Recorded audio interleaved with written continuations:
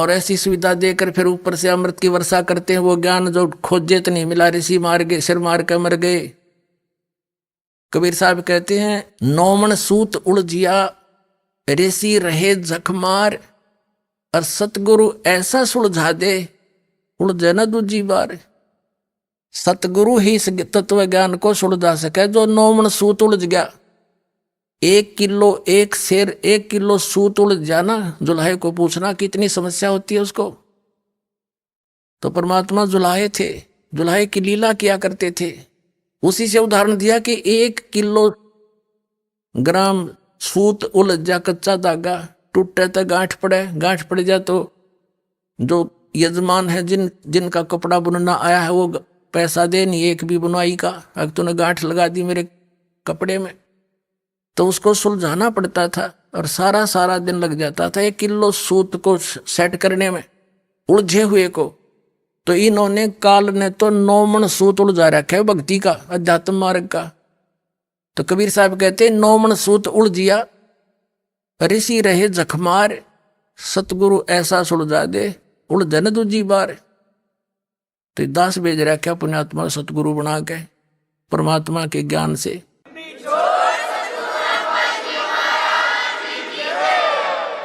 और ये ऐसा सुलझा दिया, इस कलयुग में भी अध्यात्म ज्ञान नहीं उलझेगा, कोई भक्ति करियो चाहे ना करियो। बाकी तो मालिक का आदेश है, सभी करेंगे, पूरे विश्व में ये ज्ञान जावेगा।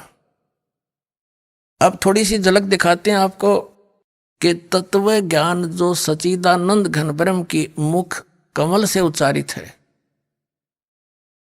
वो तत्व ज्ञान है। और वो तत्व ज्ञान उस परमात्मा, जैसे वेदों में प्रमाण है कि वो परमात्मा ऊपर रहता है सतलोक में, नर आकार है, राजा की तरह देखने में राजा की तरह है। वो नीचे आकर के अपनी प्यारी आत्माओं को ज्ञान देता है, दृढ़ भक्तों को मिलता है। आपको दिखाते हैं। अब हमने भगवान को पहचानना है, हमने परमात्मा को पहचानना है कि हु इज गॉड,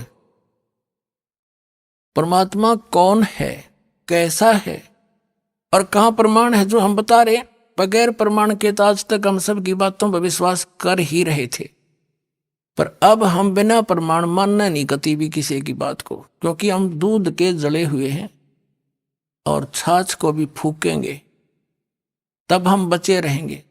तो अभी तक जो ज्ञान हमें मिला सारा अज्ञान प्राप्त था।